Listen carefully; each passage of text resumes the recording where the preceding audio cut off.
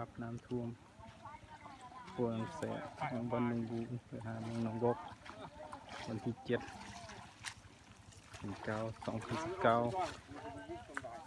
น้ำกำลังไหลขึ้นบ่มีท่าทีสิลดลงว่าอาบน้ำ2 ปุก 3 ปุกล่ะเลยได้บทนั้นละเอิ้นเด้อนาฬิกาใช่ภาพการสัญจรค่อนข้างลำบาก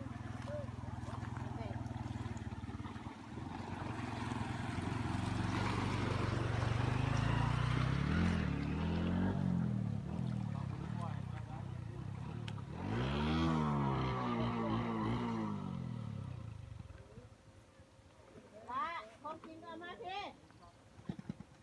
เอามาเบิดมาเลยนะฮะอะไรจะทานสะดุ้งเข้าเอามาเทเข้ากับน้ำแล้วมา ระดับน้ำมันสูงประมาณ40 เซน40เกือบ50 เซน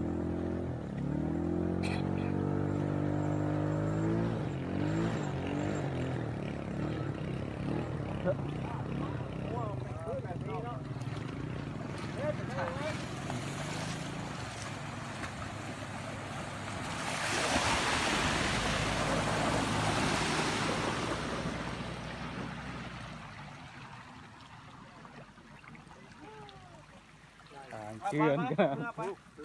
แต่ละรอบเชื่อนจ้า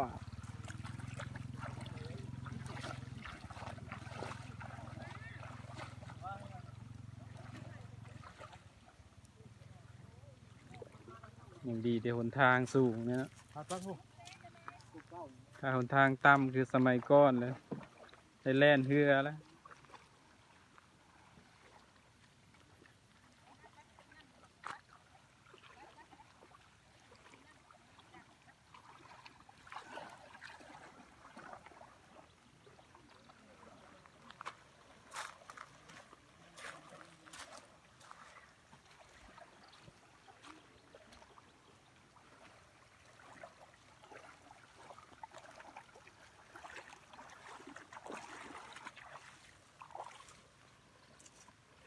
น้ำไหลขึ้นเรื่อยๆเลย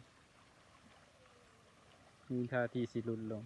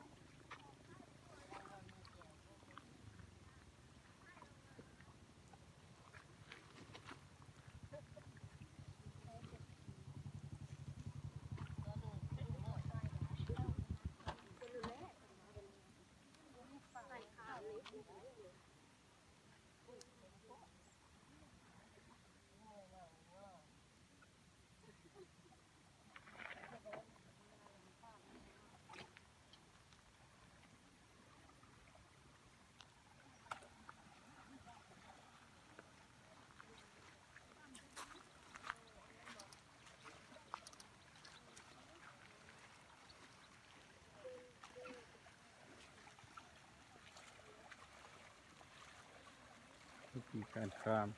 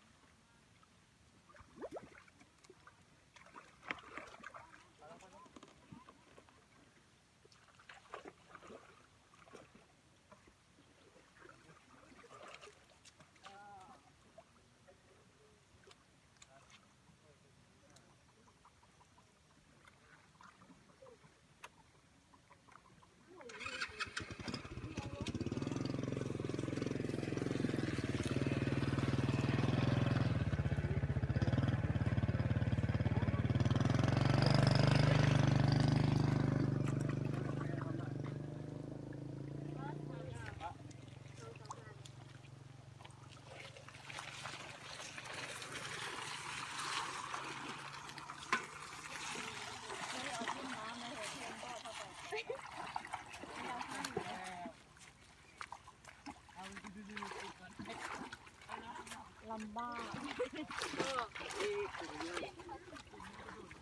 เอาเสียงไห้เท่านั้นแหละ ว้าดอขึ้นเลยกันไรปะนี่คือว่าเขาเอาแล้วไป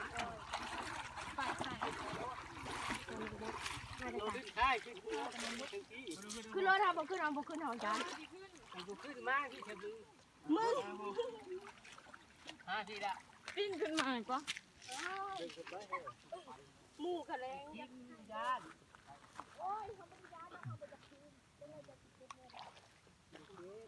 โอ้เห็นหลายเนาะหาเลาะซื้อโมนี่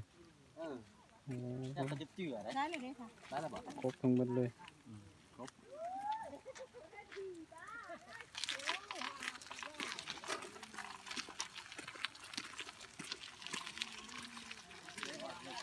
โอ้แค่แต่สิ่งจะสูงลงไป ลุยเลย ซิงจะหาเอาลงมาไว้ไม่มาสิทก ตกปุ่มลงน้ำเด้